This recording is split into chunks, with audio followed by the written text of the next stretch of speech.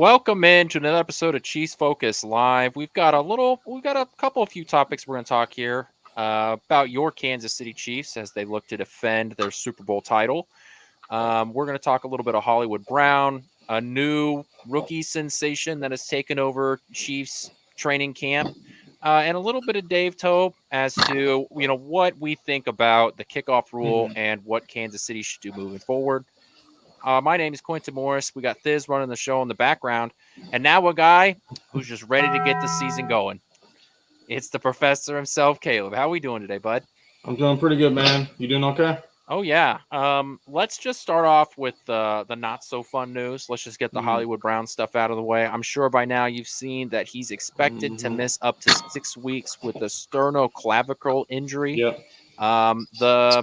It's 4 to 6 weeks is the roundabout way to say it. It could have been worse, and I know that's not something generally you want to hear when we're talking about an injury, but I guess that's just one of those things that there's not much more to say off of it. I think this leads to a couple of questions. The first thing is that what do you think this does to the wide receiver room? Because we know he's missing basically basically missing the first 3 weeks of the regular season, right? Because we've got 3 weeks left of the preseason with the final 2 preseason games, the dead week.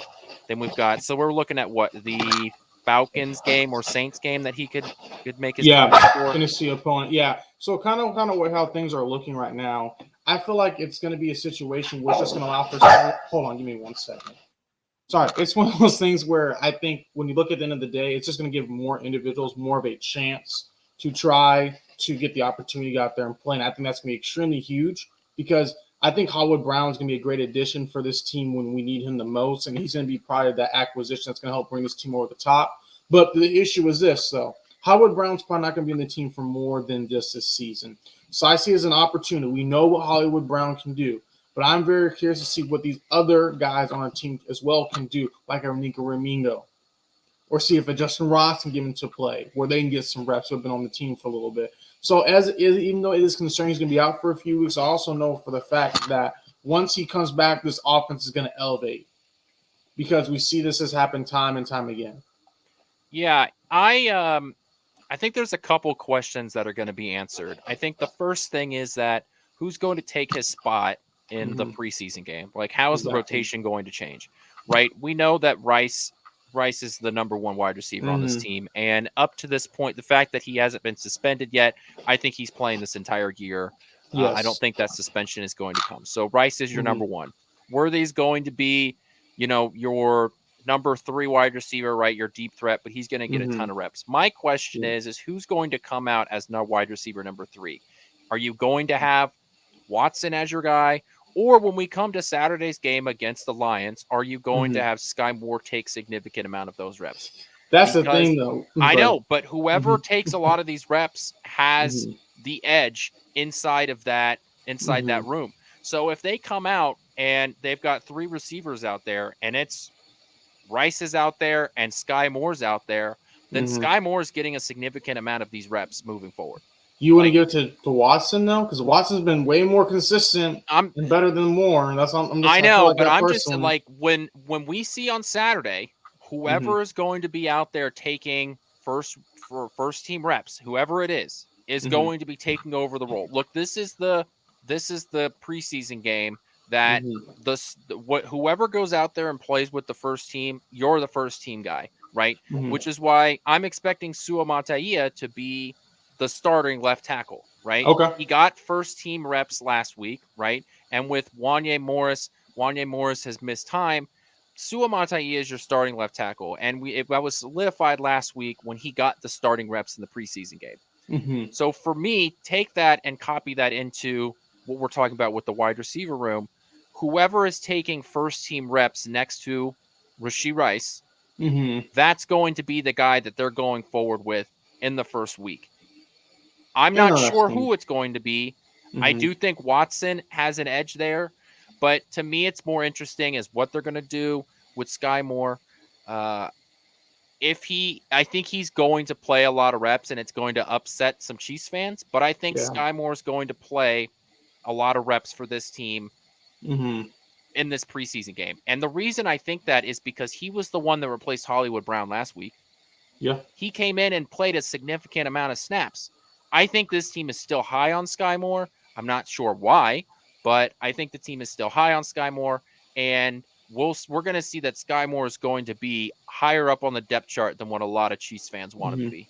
And unfortunately, this is what happens is due to injury. A player gets hurt, next man step up. And I would personally take Justin Watson, but it may go, like you said, the move of Sky Moore.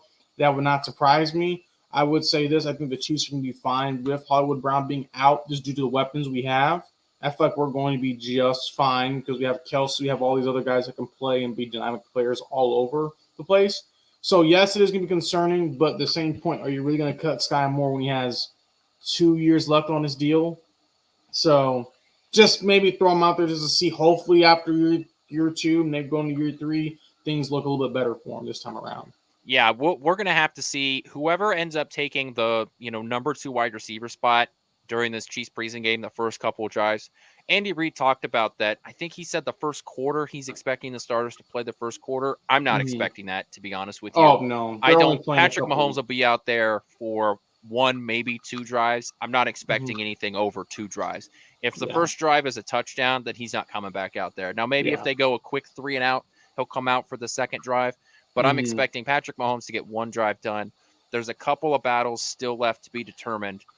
One of those battles is with one of the camp darlings that we have seen this year, Carson Steele, who is a running back / fullback guy out of UCLA. Was he undrafted or was he a late pick? I believe he was undrafted. Undrafted free agent out of UCLA.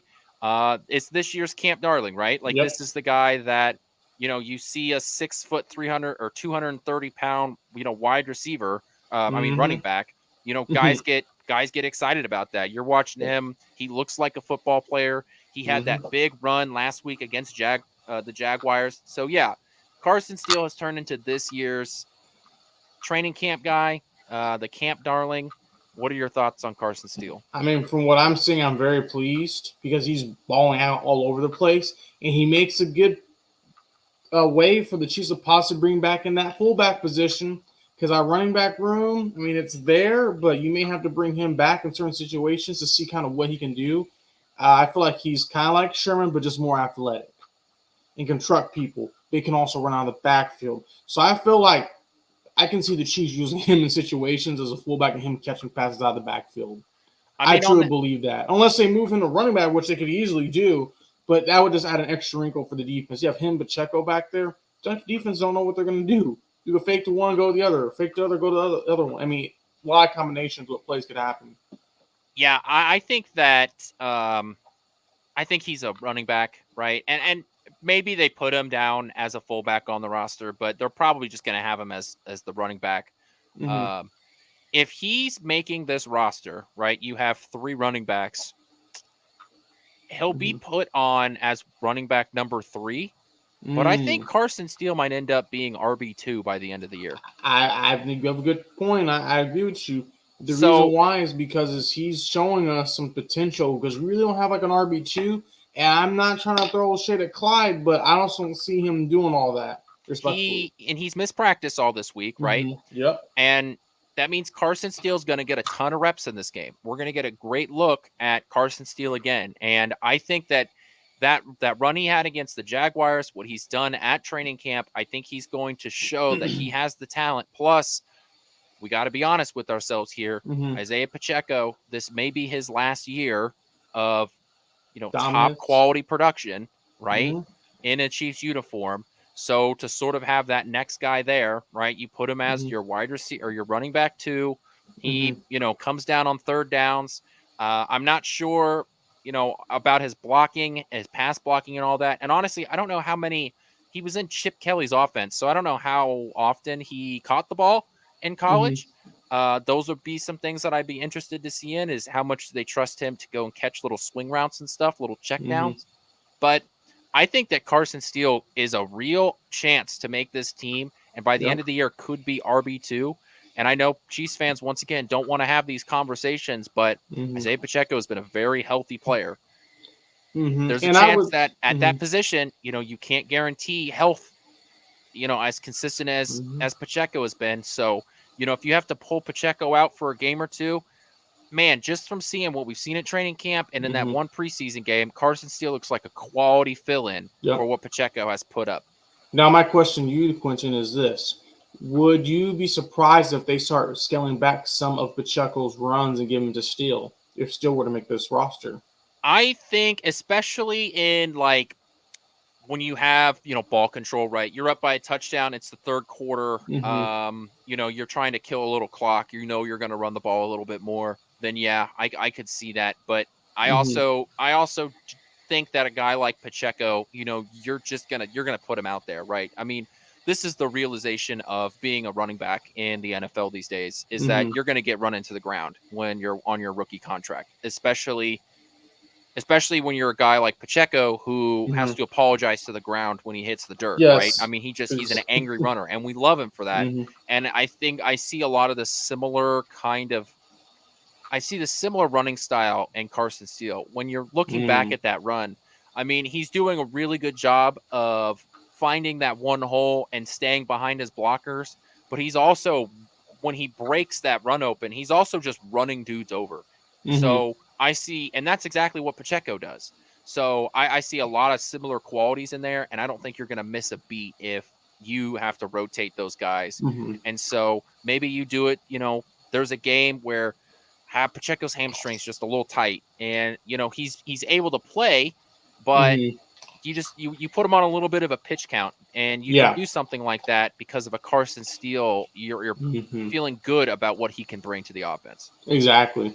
And I feel like with the dominance they both show, it's like a 1-2 punch that we really haven't had a running back position in a very long time.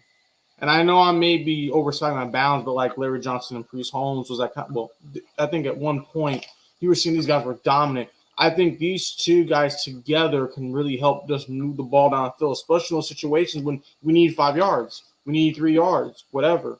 And I just think the 1-2 punch of just going after these defenses and just wearing them down is really going to help.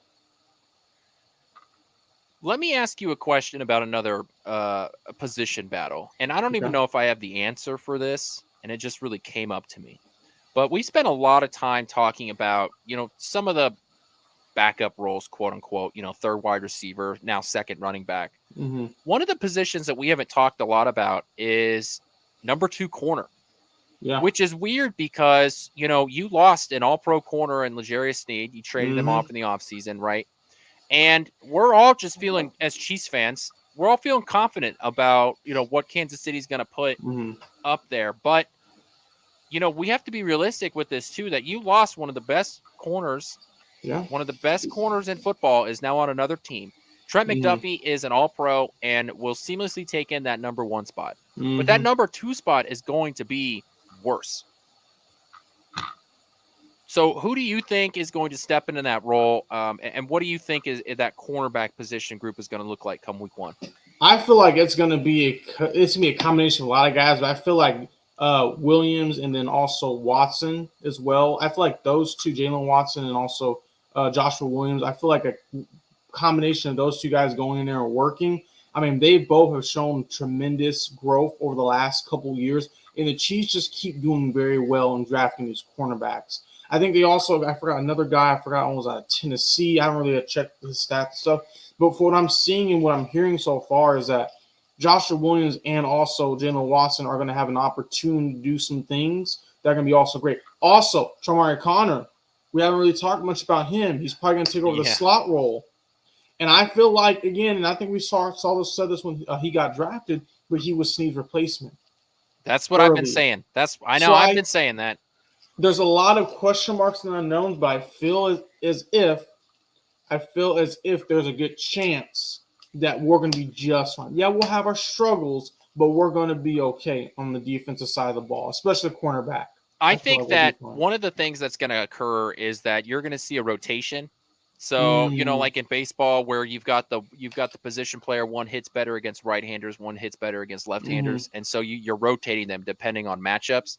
I think mm-hmm, that's what we're going to see at corner is that one game, depending on whatever wide receiver mm-hmm. you're going to go up against, that corner is going to be the main corner for the game, and then the next week it might be somebody else. I think we're going to see a rotation, and I think we'll see a rotation in game. And Watson and Williams, I think, are going to be the main guys that we see. And Shamari Connor is going to play more of that like safety hybrid type role that we've seen develop in the Spag system. But yeah, I think that the Watson Williams rotation is going to be a big thing. But I just really wanted to bring it up because it's funny that we lost an all-pro corner in L'Jarius Sneed. And everybody's just like, let's pack this bad boy up and we're going to keep moving on, even though it was arguably the biggest loss of the offseason. And the thing is that the Chiefs got a pick or two in return. They didn't get the most glamorous pick because, again, Tennessee was paying him. But at the same time, the Chiefs have brought in so many different cornerbacks. And, yeah, thank you for putting that down, Hayden. They brought in so many different, cornerbacks to help with this process. Because Sneed's first, not Sneed, but Veach's first shoot, he only took 4 cornerbacks. They were in the Super Bowl. Then he's changed that philosophy and has had catch where it's like 5, 6, 7. And these guys are all great contributors. There's other guys we really haven't heard about much, but I feel like if their time comes, we can bring them up. But the Chiefs are not just drafting Phillip Gaines, these cornerbacks. They're actually getting some guys that can turn around and catch the ball. So, I mean, it's the truth. Yeah, I wonder if that also has something to do with it, is that we're just fallen into the, in Veach we trust type thing. And Brett Veach has done such a great job, and the coaching staff, they deserve a lot of credit for this too, where they've brought in young guys and they've been, like you said, immediate contributors, whether it's, being the backups and on special teams or, going out and getting Sneed with a later round pick. We're drafting McDuffie with a first round pick, and they're showing their abilities on the field, and a lot of it has to do with coaching. So yeah, I think that you're probably right there, that there's a lot to do with it, where it's just you feel confident about it because there's a pretty significant history of success there. And they keep replenishing that system every year. They bring in people, and that's what you need. That's what you need in order to be successful. And if you don't have that, you're going to fail. And Veach has done a very good job of making sure they're in a good spot. Let's move on to our final topic of the show, the kickoff rule. I know we've talked endlessly this offseason about our thoughts on it. I know you and I feel pretty good about it, and JP was the one that thinks it's dumb. What are your thoughts on it now? And then we'll get to the Chiefs side of it here in a minute. So how I feel about it, yeah, we're going to struggle. Things are going to happen. Give them time. I'm not worried because Dave Toll has had one of the best special teams ever since he's been with the Chiefs. Have they had their moments? Yes. The playoff game against the Texans, block punt, didn't go well. Chiefs were down 24-0, came back and won. We've had issues all over the place in those field goals, things like that. But the consistent thing has been Dave Toll's been able to rally the guys and get things figured out. I feel like the Chiefs are going to be okay. A lot of teams are having issues getting the ball past a certain point. And I just saw a highlight where the Patriots, one of their guys, was able to get the ball close to midfield. Would not be surprised if the Chiefs can get that. It's all about blocking, and they also just need more time. This is a whole new position, basically. Take the old idea of the old kickoff, throw it out the window. You have basically a new position you are learning, a new scheme, a new everything. So I know that they're sitting back watching, trying to figure out who can work in certain situations. So I think they're going to be just fine. But what I also believe, too, is just give them time, give them space, and it's going to work. I think that's a really good point you bring up, that it's like a new position, because it is, right? It's different attacking schemes. It's different blocking schemes. I think that's a really good point. I'm not worried about it, but I also think we have to know that there's going to be games, and games plural. The Chiefs are going to give up some big returns this year because every team's going to give up big returns. Every team, because they're not knowing really what to do in these situations. It's really like if we had a new version of football in the National Football League decided to do, there are going to be some teams that do well, and there's some teams that are going to struggle, and it's going to flip flop. Everything's a cycle, so things just have to be given time. Yeah, you just have to hope that when you give up those big returns, they're not in key moments. You're hoping that when you give up your big return, you're hoping you're giving it up to the Panthers, and you know it's in the third quarter. Like that's when you hope it happens. But these big returns are going to happen. I'm not concerned about it. You also have to be, we have to be cognizant of who was on the field when the return was given up. A lot of these special teams guys, they're fighting for special team spots. yeah, it's all new. It's all new to Mm-hmm. the refs, which is why that safety call was made, which was bizarre. You know, Mm-hmm. there's all of these different things that are happening, and so I'm not concerned about it. And I'll be honest, Mm-hmm. even if you have a big return against if you give up a big return against the Ravens in week 1 of the season, I'm still Mm-hmm. not going to be concerned about it Oh because it yeah. still is going to be so new. It has to happen pretty consistently Mm-hmm. throughout the season. You know, if it happens Mm-hmm. maybe 4 times, within the first 4 weeks, then I think we can have a discussion We got a about discussion whether or then. not that there's a real problem there. But I just think with this rule being so new, everything being so different, I do think that this is Mm-hmm. going to be a situation that we're just going to have to take a deep breath on because a Yeah, lot of big returns are going to happen. The there Chiefs will be growing pains. Exactly. Growing pains. The Chiefs are going to get some of those big returns too on the Mm-hmm. flip side. So Yep. you sort of just have to take the wins with the losses there. Mm-hmm. Exactly. And that's the thing. I mean, it's again new position. People are trying to figure out what works in a certain situation, what doesn't work. How is this going to be applying? How is it not going to apply? So ultimately, at the end of the day, it's going to be just fine. There will be some struggling, but I do have faith in our special teams more times than not. With Dave Toe at the helm, they've been able to figure things out, been very consistent compared to other teams. And I feel like we have some weapons possibly that could help the Chiefs. So like Louis. I feel like him back there could really help in certain situations. On the kicking side, let Justin Reed do it because you don't want Bucker trying to chase down someone. He just can't do it. So I feel like we're in an advantage in certain situations that other teams do not have. Yeah. And when we see week 1, that's when the playbook's going to open, right? Like they're not Uh-huh. going to show their hand now, but Mm-hmm. especially on the return side, I feel like there's going to be some tricks up the old sleeve of Andy Reid and Dave Mm-hmm. Tobe, and that'll be interesting to see. You hope they pull one of them out, against the Ravens or in week 2 against the Bengals. Mm-hmm. But yeah, they're running it pretty basic right now. Right now is the learning process, but we'll just have to wait and see what happens. I'm not Mm-hmm. concerned about it, and it's going to take a lot of failures over the next month and a half for me to Mm-hmm. end up being like, okay, this is a real problem we need to address. Yeah. Mm-hmm. I agree with you. That's all of I have in my notes. Do you have anything that you wanted to discuss? The only thing I wanted to say, just kind of as a final thought, was as you're watching the games, look at those key positioning battles. I would say one player to look at is look at Justin Ross to see what he's doing. I know Quentin always says, well, if they're doing it in shorts and a t-shirt and all the things, then they should be doing that. But he's doing it in pads now. So I'm kind of hoping to see what he can do now going forward into these preseason games. But I would say for those who are curious to see if he's going to make the roster, let's watch his plays. Let's see what he's going to do in these times because I feel like he has an opportunity to add another wrinkle to his offense because we have an injury due to Hollywood Brown. So I am open to some Ross conversations about him making the roster this year. okay, I'm open to it. One, because I think that there does seem to be the back end of the roster. There does seem to be some opportunities for him, right? Mm-hmm. Because to me, and I don't know if the Chiefs feel this way or not, but to me, Ross, Moore, and Tony are sort of on the same level for me. It's like Mm-hmm. it's a free for all. Whoever is going to make that bottom spot of the roster, like you need to really show your potential out there. Yes, And it's I think loaded. that you know what? If we're being honest with ourselves right now, all 3 of those guys are on the same level. Okay, we have to just wait and see. And I have to plus, put Tony above. I'm sorry. here's the thing with Tony is that he's had so many opportunities now with 2 different organizations, and we talk about the talent is there, but he hasn't been able to show it. And he had Mm-hmm. all of the opportunities in the world last year to show it off because he Mm-hmm. was coming into the season the number 1 wide receiver, and he couldn't make it work. So that's why he's gotten a significant demotion in my book. Okay.